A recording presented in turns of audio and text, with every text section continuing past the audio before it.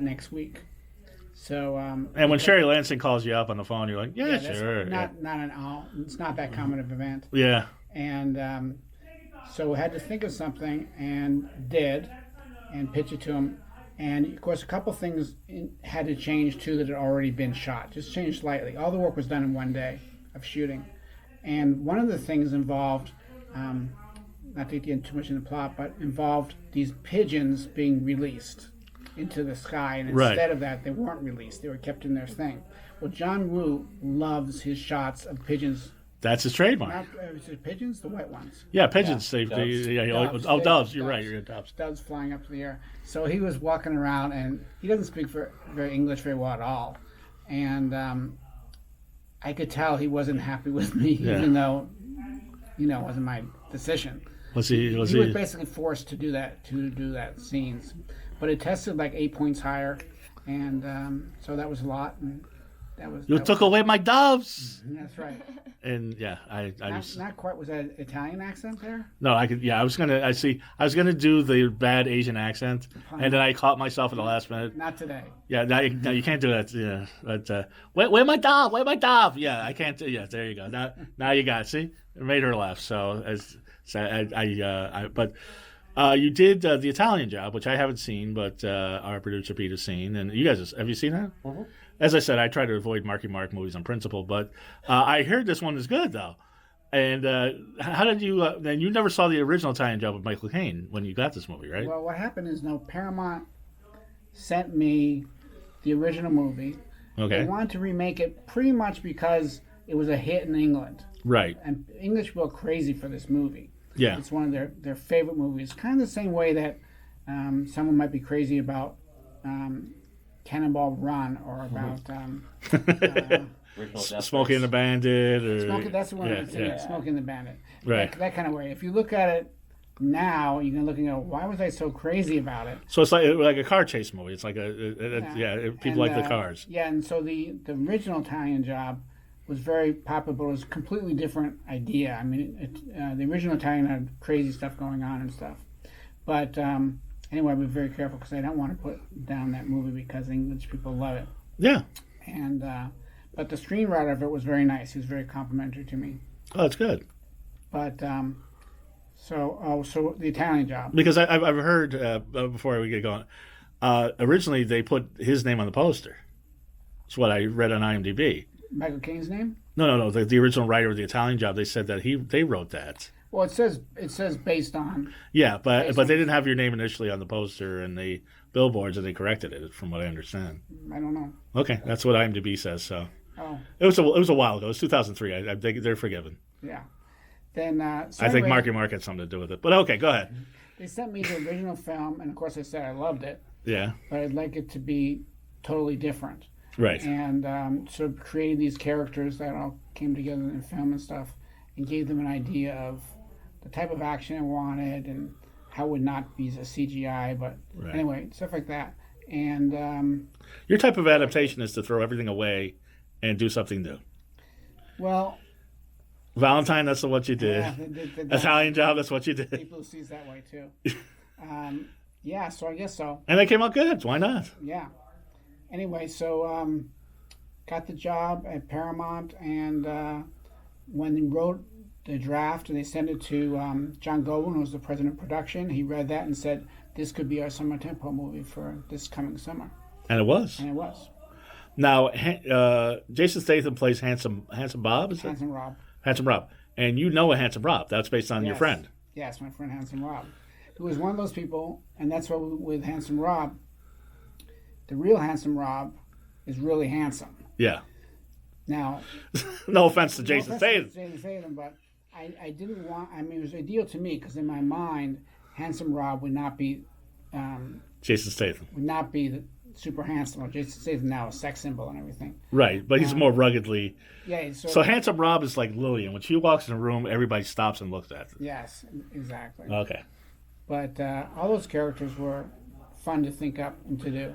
Okay. And that was one of the few arguments I got into Paramount. Was there was a scene in the Italian Job where all the main characters drive up and meet, and in so doing so, they learn a lot. We learn a lot about them, and they have all these shots of different little stories about them, vignettes. Right. And that would have been very expensive, or was very expensive to film.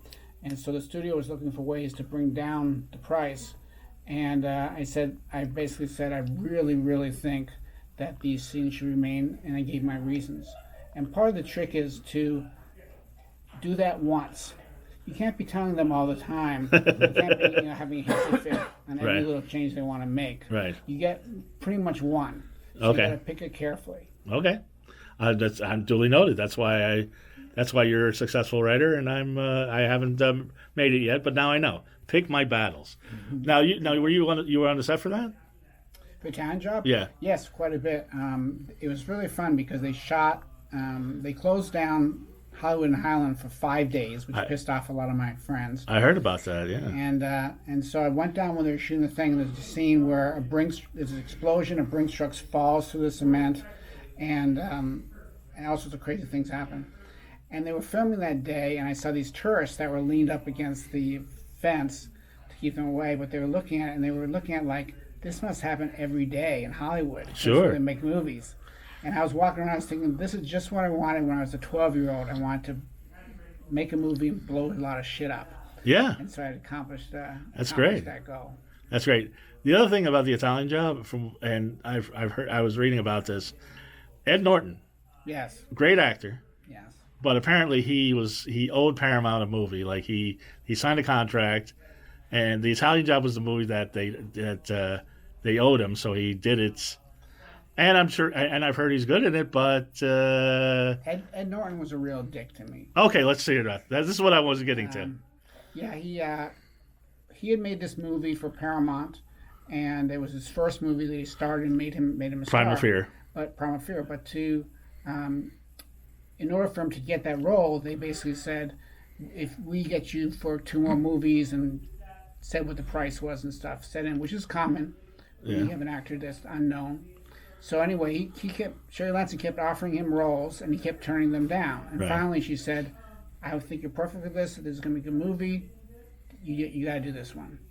Well, he then proceeded to tell everybody that would listen how he was forced to make this movie. Right. And they had increased his price beyond what the original contract was. So, he was still paid millions of dollars. But when I met him on the set, he looked at me as if I was the one that forced him to do it. Oh, jeez. And he just had this thing. And I've heard other stories, but... Well, he has a penchant for changing his lines. Did he dare do that with you on the set? No, because I think he just didn't give a shit. Yeah. But what happened was the director, F. Gary Gray, was very smart, and I learned something from this. Yeah. Ed Norton was being Ed Norton said he wouldn't carry a gun. He had all these sort of things. Right. Arguments involving his mustache, all sorts of stuff. But what the director said to me was, at the end of the day, he's going to give a hell of a performance, because he will. Right. And he's a professional, and he's not about to, not do a good job. And he did a really good job. F. Gary Gray, good director. Yes, a lot of fun. Yeah. A lot of good guy to be around. And the other story I heard about Ed Norton, and this is on IMDb, and if this is true, I can't believe it, but apparently because it was a big hit, the producer sent everybody a gift. And Ed Norton sent it back and said, give this to somebody that you like, or somebody likes you. Well, can you either confirm or deny that? I don't know that story, but I will tell you a story that I'd been told. Yeah. Which is Edward Norton was acting with Brad Pitt in Fight Club. And Brad Pitt does his take, and Ed Norton lets him say, they pay you $6 million to do that? Ed Norton's a dick. Yeah. But a great actor. Now, I didn't see that, obviously, I'd been told that story. Right. But it made sense with the other stories that I've been told. That's interesting. Especially about losing Hulk. Oh, yeah, we don't even want to talk about that. Enough of that, Ed Norton. We want to talk about you. Now, when you were a kid, Mortis, what was your best Halloween costume? I don't know. We back when I was a kid, there wasn't really a lot of choices. Yeah. Kind of dating myself there, but you have the vampire. What was your favorite? What was the one year you're like, okay, I got it down this time? Well, I really liked the original Dracula. Right. So every year we would do a mix between Bela Lugosi's Dracula and Christopher Lee's Dracula. Right. Because my mom got sick and tired of me wearing the same one every year. Okay. But that was the main one as a kid. Very avant-garde, very ahead of its time. And then when I was a teen, I started working at a haunt, AV Scare. We used to do it out in Antelope Valley. Right. And it ran for about 10 years. And we had people from Knott's coming up. Ricky Rocket used to come out all the time, and a couple other people. He'd bring friends. Oh. And I developed this character called Zippy. And it's this kind of a clown-type character mixed with a kind of background of magic and demon, but it was a really complex character. Did you have a pinhead, or? I have... Like Zippy the cartoon? No. Okay. He looks like a basic person. Except he's got like carvings all over his body of runes. His eyes have been kind of like gouged. We're going to be working on filming next year for this movie. We're in pre-production right now, getting the script ready, and I have the location set. I have my people who's going to be filming it. We're just doing some things because we're going to be in talks next month with one major horror film company, which I can't say their name on the air. And I'm in talks with another one that wants me to possibly do a similar thing, but television. Come on, you talk shit about Ed Norton. You could say it. No, it's okay. I can't because it's yeah. I'm kidding. Go ahead. Yeah. So if everything works out how well. many days do you usually have for a film like that? The film for The Night He Came to Town, which we're going to be working on, the way it's written, I could probably have it all filmed, wrapped up, and done in a month. Oh, including the editing and everything. Yeah. Pre-post and post. Mm-hmm. So how many shooting days are you thinking? I could do 2 weeks of shooting with no issues and have it done. Right. Because it's very simplified. I only had 14 days of shooting for Loves Me, Loves You Not. Loves Me Not. I was going to get to that now because Lilian, now you've met your love. He's right here, Mortis. But you probably, how did you know that you were in love with this guy? I know there was last time we had the whole story. You were in Chicago. He's here. You moved here. Was it right when you saw him, or did it grow? I mean, was there a magic moment? Let's just say the stairway at the airport will never be the same again. Right. So this is the story. Slippery now. A little slippery. A little yes. Anyway, the story is, and I was just listening to it again. Is they met on Facebook. And you living in Chicago, you living here in L.A., and